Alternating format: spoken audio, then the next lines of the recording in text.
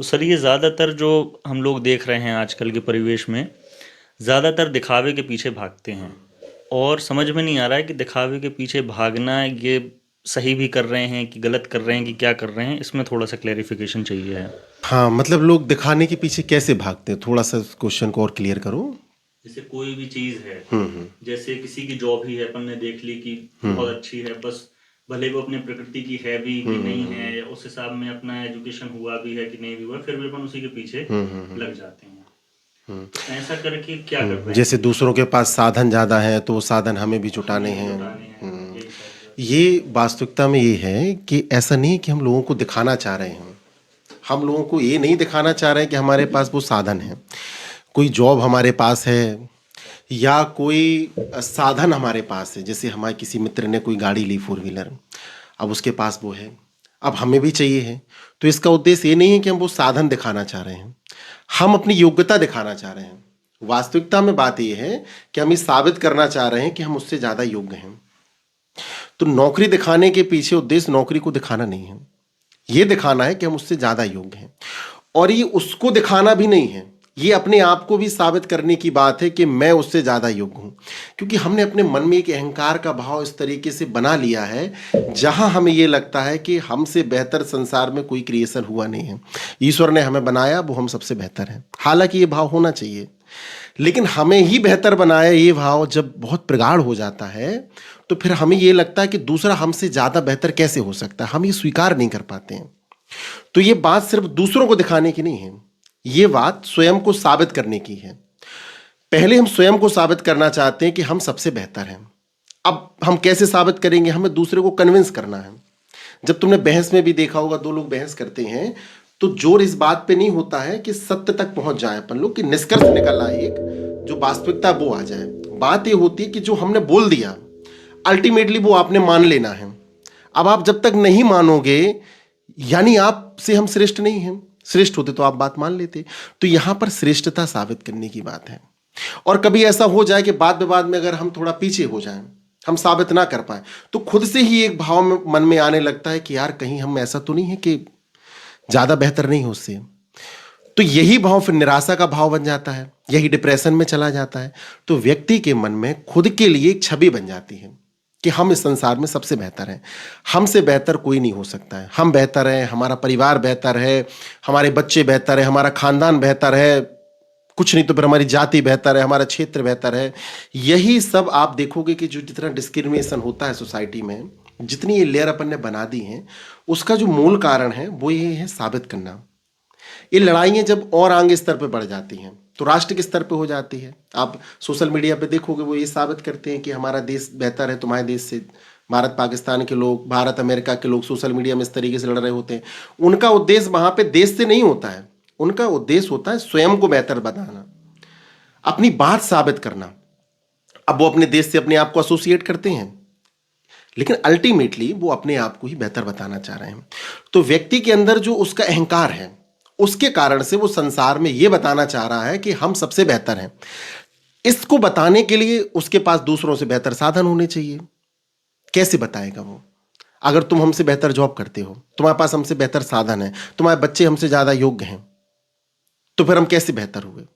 तो हमें बेहतर करना है अगर, तो हमारे पास साधन तुमसे बेहतर होने चाहिए। तो ये साधन अपने अहंकार को तुष्टि करने के लिए एक उपाय है केवल। ये व्यक्ति खुद से ही प्रतिस्पर्धा कर रहा है वास्तविकता में। अब उसकी दुनिया में जो उसके आसपास लोग होते हैं, उसकी सोच उन्हीं तक सीमित होती है। अब वो जो लोग जिस साधनों का प्रयोग करते हैं, जिस स्तर पे वो लोग हैं, अब वो चाहता है कि हमसे कोई उस स्तर में आगे ना निकल पाए, हम सबको सरपास कर जाए। अगर वो अंबानी के बगल में भी रहेगा तो वो ये चाहेगा कि किसी ना किसी स्तर से वो अंबानी से भी बेहतर हो जाए। अब चूंकि अंबानी अपन से दूर है, इसलिए अपन का कंपटीशन उनसे नहीं है। आपका कंपटीशन मेनली आपके दोस्तों से, वो परिवार से होता होगा। ये मन में रहता होगा भाव कि हमारे परिवार में कोई अगर बहुत बेहतर निकल गया, हमारा दोस्त बहुत बेहतर निकल गया, तो ये मन में एक भाव आ जाता है कि यार हम क्यों नहीं निकल सकते हैं, हमें निकलना चाहिए। वो नहीं निकल पाते तो फिर वो निराशा का भाव। तो ये वास्तविकता में व्यक्ति स्वयं के अहंकार को तुष्ट करना चाहता है और कोई बात नहीं है। इसलिए वो साधनों के पीछे भागता है। ये जानता है वो कि साधनों से अल्टीमेटली संतुष्टि नहीं है, उसकी संतुष्टि यहां पर होने वाली है स्वयं के अहंकार को संतुष्ट करने में। इसलिए वो साधनों से संतुष्ट भी नहीं हो पाता है। आपको जैसे जो नौकरी चाहिए थी वो मिल भी गई, फिर भी आप संतुष्ट क्यों नहीं हो पाते हो? वो इसलिए नहीं हो पाते हो क्योंकि अब आपकी दुनिया थोड़ी और बढ़ गई। अब जो आपकी नौकरी में आसपास के लोग हैं वो भी आपकी दुनिया का हिस्सा हो गए। अब आपका कंपटीशन उनसे हो गया। जैसे जैसे आप एक स्टेप और आगे बढ़ते जाओगे आपकी दुनिया बढ़ती जाएगी। दुनिया में जो वो लोग हैं आपको उनसे अपने आप को बेहतर साबित करना है, और इस साबित उनको करना है बाद में, पहले आपको स्वयं को साबित करना है। ये अहंकार का भाव ये मनुष्य में आप ये समझ लें कि जेनेटिक्स में ही मिल रहा है, और केवल ये भारत की समस्या नहीं है, दुनिया में हर जगह ये एग्जिस्टेंस होता है। इसको निदान करने का केवल एक उपाय है, वो है आत्मविश्लेषण, स्वयं को समझना, ये जानना कि क्या हमें ये जीवन इसलिए मिला है कि हम इसी भाव में बहकर पूरा जीवन निकाल दें कि हम ही सबसे बेहतर हैं इस संसार में, और क्या अल्टीमेटली इससे कुछ मिल पाएगा? आप देखोगे जितनी भी दुनिया में लड़ाइयां हुई हैं, जब ब्रिटेन भारत में रहा तो उनमें यह भाव था कि वो सुपर हैं, उनकी सुप्रीमेसी हमसे किसी ना किसी परिप्रेक्ष्य में ज्यादा है। तो व्यक्ति वो सभी कारण ढूंढ लेगा कि जहां पे वो आपसे बेहतर हो। अब भारत को इसका एनकाउंटर करना था तो भारत ने कहा कि हमारी संस्कृति तुमसे बेहतर है, क्योंकि कन्विंस तो अपन को अपने आप को करना है ना। अब युद्ध में तो उनने हरा दिया, अब आप ये कैसे साबित करोगे कि हम उनसे युद्ध में बेहतर है? तो फिर किस चीज में बेहतर है? तो हम आपसे अध्यात्म में ज्यादा बेहतर हैं। अगर उसमें भी कोई अपन को सरपास कर दे तो अपन कोई दूसरा तरीका ढूंढ लेंगे। तो हम सिर्फ तरीके ढूंढते हैं अपने आप को बेहतर साबित करने का, लेकिन अल्टीमेटली हमारे पास बहुत सारे एग्जाम्पल है कि जो साबित कर भी पाए हैं उनने जीवन में क्या पा लिया। क्या ये रेस अंत में हमें कहीं कुछ पहुंचा पाएगी, कुछ दे पाएगी?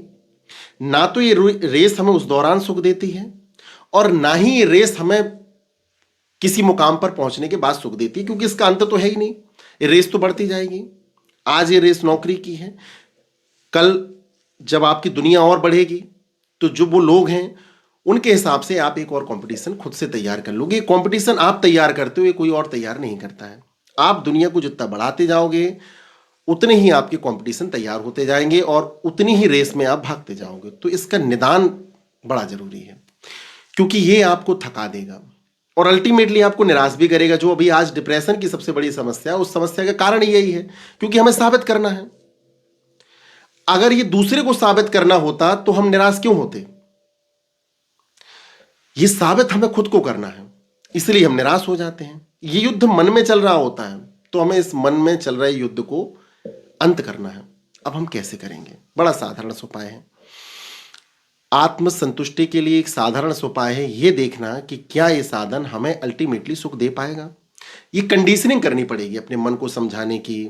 अपने ब्रेन में इस तरीके से इंफॉर्मेशन आपने रेगुलर इंस्टॉल करनी पड़ेगी जहां पर आप ये समझें कि ये साधन और ये दौड़ हमें कहीं नहीं पहुंचाने वाली है, हम जहां हैं वहां पे संतुष्ट हैं।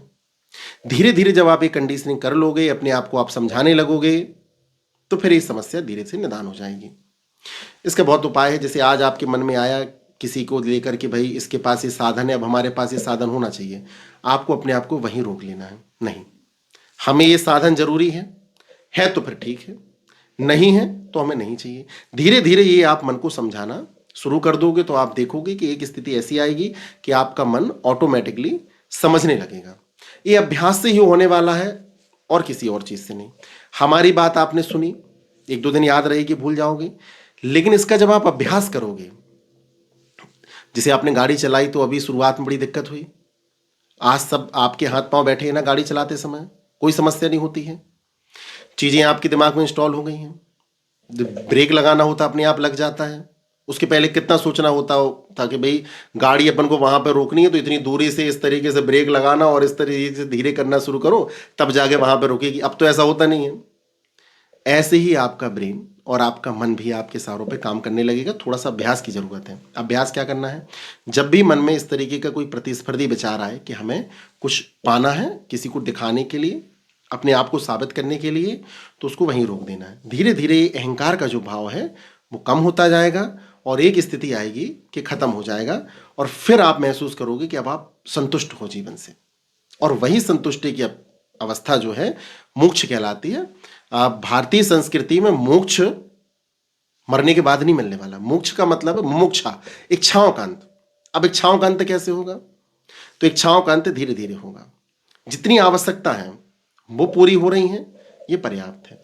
जो आप इच्छाएं बनाते हो इस संसार में रहकर, वो इच्छाएं बनाना अपना मन धीरे धीरे खत्म कर दे।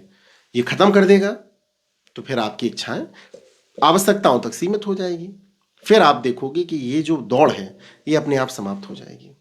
फिर आप दौड़ में नहीं भागोगे, आप संतुष्टि महसूस करोगे और इसी जीवन में मुमुक्षा यानी मोक्ष भी प्राप्त कर लोगे।